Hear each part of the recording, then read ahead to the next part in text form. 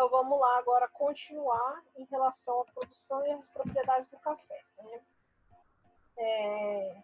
A gente já falou sobre um pouco até mesmo da parte, né, de legislação, agora a gente vai ver um pouco da produção em si, com um pouco mais de detalhes. Então, do cafezal ao cafezinho, né? Então, a gente tem a seleção de sementes, o plantio, a colheita, a secagem, a torra, a moagem dos grãos, né? Até o pó, a classificação e a embalagem desse café, né? Em relação ao plantio, né? A gente costuma falar que tudo vai começar nessa etapa, né? Pela seleção criteriosa dessas sementes de café. Elas são escolhidas e plantadas, mantidas em viveiros especiais, até que dão origem a essas mudas de café, né? As plantinhas elas vão passar por várias etapas de crescimento e quando alcançarem de 4 a 6 pares de folhas, né, em seus galhos, são levadas para os solos dos cafezais, né? Em relação à variedade arábica, né, a temperatura ideal é de 19 a 22 graus Celsius. A temperaturas mais altas, a gente tem grande incidência de pragas e infecções, e o cafeeiro também é muito suscetível à geada e a temperaturas abaixo, né, de 10 graus Celsius. Isso vai inibir o crescimento saudável dessa planta, tá? Quando a gente fala da robusta, ela é mais resistente a temperaturas altas e a doenças, né? A sua temperatura ideal também é um pouco mais elevada, né, de 22 a 26 graus. Ela aguenta também, né, períodos de seca, porém não pode ser superior a 3 meses. E também em relação ao índice pluviométrico, né, em relação a chuvas, né, ela se dá bem a 1.500 até 1.900 milímetros milímetros anuais, né, de chuva bem distribuídas. Em relação ao solo e o preparo, né, geralmente esses solos eles têm que estar bem drenados, solos pouco profundos, né, ou seja, grande rede de raízes superficiais. Tem que ser um solo rico em humus e levemente ácidos, né? O plantio tem que ser em curvas de níveis, né? Pode-se ter o uso de máquinas, né? O declive tem que ser menor que 15%, né? Tem que se ter cuidados em termos da erosão do solo e a gente tem o cultivo mínimo. Geralmente, essa parte de plantio de curvas de nível é exatamente para evitar essa parte da erosão do solo. Então, quando a gente observa aqui, ó, exatamente. Então, o que são as curvas de nível? São essas fileiras aqui, ó, estão observando? Então, a gente tem essas fileirinhas aqui, que são essas curvas de níveis, tá? Então, aqui, ó, mas exemplificando para vocês. Então, aqui, ó, tá vendo? A distribuição do cafezal. A lavoura, né, em termos do plantio, né, a densa, né, então a gente tem de 5 a 10 mil plantas por alqueira, né, que aqui são as dimensões. A densidade populacional nos cafezais aumentou devido à adoção de espessamentos menores, né, e a gente também, né, tem aqui, quando a gente fala de super adensada, a gente tem mais de 10 mil plantas por alqueira, né. Então, o plantio, né, das novas mudas deve ser feito durante a primavera, isso corresponde de setembro a dezembro. A planta tem preferência por solos mais bem drenados, né? A demora em termos de colheita é de 2 anos e meio para alcançar o ponto dessa colheita, né? Durante esse processo de desenvolvimento do cafeeiro, as plantas devem receber cuidados especiais, serem irrigadas, adubadas, né? Protegidas contra pragas e também ervas daninhas, né? Após o 7º ano da plantação, o cafezal vai atingir o ponto máximo da sua produção, né? Chamada, né, de bienualidade, né? A partir daí o cafeeiro, né, começam a ter boas colheitas, né? Ano sim, né? Ano não. Isso acontece porque os frutos surgem em substituição às folhas, a ausência delas desgasta excessivamente a planta e por isso na safra seguinte ela direciona toda a sua energia para a recomposição do verde, deixando a produção de grãos em segundo plano. Então percebam o seguinte, um ano ela vai se dedicar aos frutos, um ano à folhagem, tá? E aí a gente tem a parte da florada, né, que é correspondente à existência de flores brancas e perfumadas, tá? Possuem 5 delicadas pétalas, né, aparecem entre setembro e novembro. O aroma delas são maravilhosos, diga-se de passagem, tá? Elas dão origem aos grãos, né, de café. Então, se você não tem essa parte da florada, você não vai ter grãos. Já começa aí esse detalhe. As flores que forem fecundadas, né, são transformadas nesses frutos, né, que inicialmente vão produzir esse fruto numa coloração verde. Quando amadurecem, eles vão adquirir um tom de vermelho ou amarelo, conforme a variedade dessa planta. E nesse momento é que a gente deve colher esses frutos. Então, aqui, inicialmente, eles têm essa carinha meio esverdeada, né? E aí eles ficam com uma coloração avermelhada ou amarelada. E aí esse processo de colheita geralmente ocorre entre os meses de maio e agosto, né? Quando a maioria dos frutos está madura. Tem que se atentar a essas colorações, né? Para evitar o apodrecimento, né? Desses grãos, ou então colher eles ainda no estado verde. Como a gente falou anteriormente, no máximo 20% verde, né? No Brasil, né, existem 3 tipos básicos de colheita, né, que é a derriça, né, por exemplo, que é o processo quando um plástico é colocado embaixo da planta e os grãos são arrancados, né, e depositados sobre essa lona, evitando contato com a terra. Esse processo pode ser feito com a ajuda de máquinas ou até mesmo com as mãos. Então, a gente tinha a derriça manual, né? No caso aqui, a gente tem um exemplo aqui, né? Pessoal, né? Fazendo isso.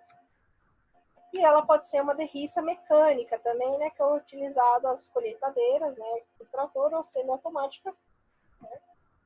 E aí a gente tem a colheita, né? Também que pode ser feito a dedo, né? Que exige muita mão de obra e é caro, né? E é muito pouco utilizada, né? Porque ela é cara. Então, seria a pessoa indo lá e selecionando grão a grão, tá? Apenas tem uma colheita dos grãos maduros. E a mecânica, né? Que é feita rapidamente. Porém, né? A gente tem o problema de colher coisas que não deveria, né? Por exemplo, os grãos verdes acabam sendo colhidos também. Então, se você não tem uma boa atenção ali dos 20% dos grãos verdes, você pode ter um café de péssima qualidade sendo colhido, né? Então, aqui uma fotinha aí do pessoal colhendo, né? Em termos do processamento, depois dessa colheita, os grãos eles devem ser preparados para serem levados à fábrica. Então, inicialmente é feita a lavagem, a separação desses grãos, né? Então, a gente vai retirar as impurezas provindas, né, da roça, né? No caso, terra, pedrinhas, paus, folhas e etc., né? Eles são colocados na água, né? Os melhores cafés, eles vão acabar boiando, enquanto os frutos verdes têm uma maior densidade, eles vão ser afundados, né? Os que, no caso, né, eles não vão ser utilizados e aí eles acabam sendo descartados. Após um mergulho, né, feito o despolpamento, né, em máquinas apropriadas, são retiradas as cascas e a polpa do fruto. Após isso, o café passa por um processo de fermentação, que dá conta da retirada de toda a sua parte úmida, né, deixando a semente pronta para a secagem. Então, aqui, só para vocês terem uma ideia, né, então aqui é um pezinho de café, né, o cafeeiro, né, a gente tem o ramo das flores com os frutos, né? Aqui a gente tem o fruto e dentro desse fruto a gente tem a parte da polpa. A gente tem a semente, né? A gente tem o fruto, né? E a gente tem o corte desse fruto e aqui essa partezinha externa é a polpa, né? Chegada à fábrica, né? Após esse processamento, os grãos de café são levados à fábrica, né? Se transforma no pó que conhecemos, né? A chegada na fábrica, né? Esses grãos, quando chegam, são despejados em uma câmara, a partir daí são encaminhados para o compartimento chamado silos, né? Tem aqui, ó, os silos que eu havia falado. Então, eles geralmente são feitos de aço inox, né? E aqui, ó, nessa parte de baixo, ele parece um funilzinho, tá vendo? E a saída geralmente é aqui. Então, entra geralmente os grãos no geral, né? Porque o silo não é só utilizado para café, grãos no geral entra aqui por cima, tá vendo? Ó, que tem essa partezinha aqui, que aqui acaba fazendo a distribuição para esses silos, tá? A partir daí, eles ficam dentro desses silos, né? Que armazenam até o momento dessa secagem, né?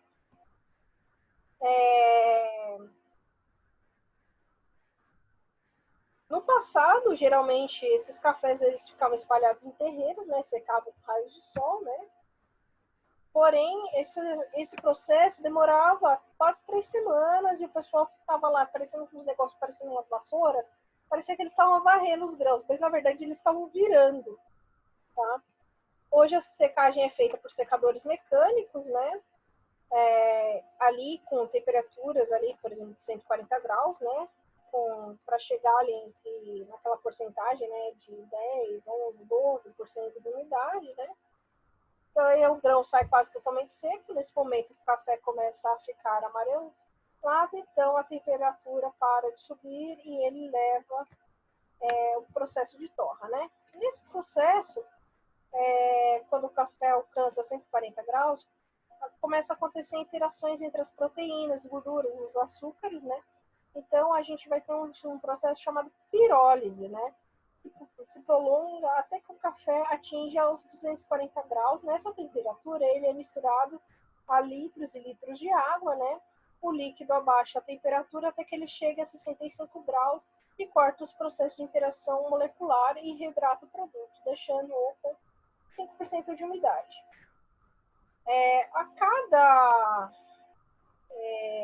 Cada café, cada variedade, ele vai ter uma curva de torra, uma temperatura e um tempo, tá?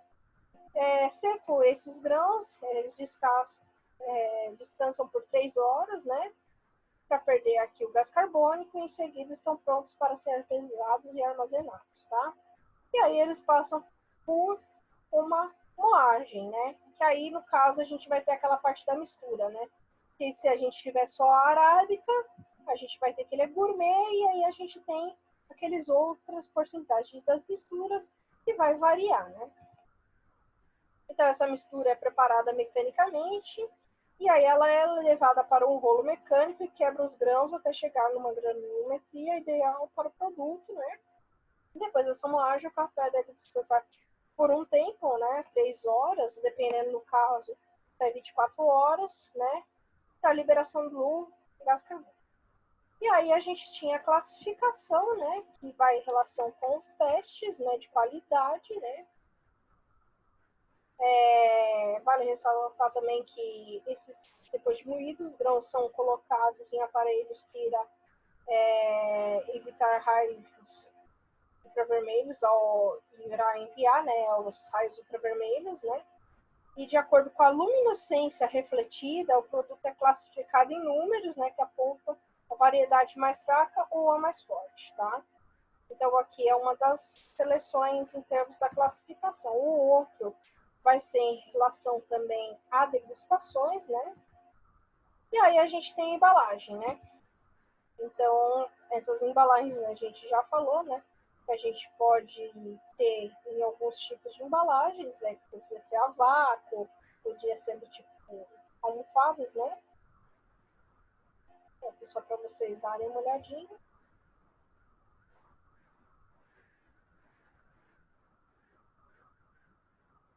Né?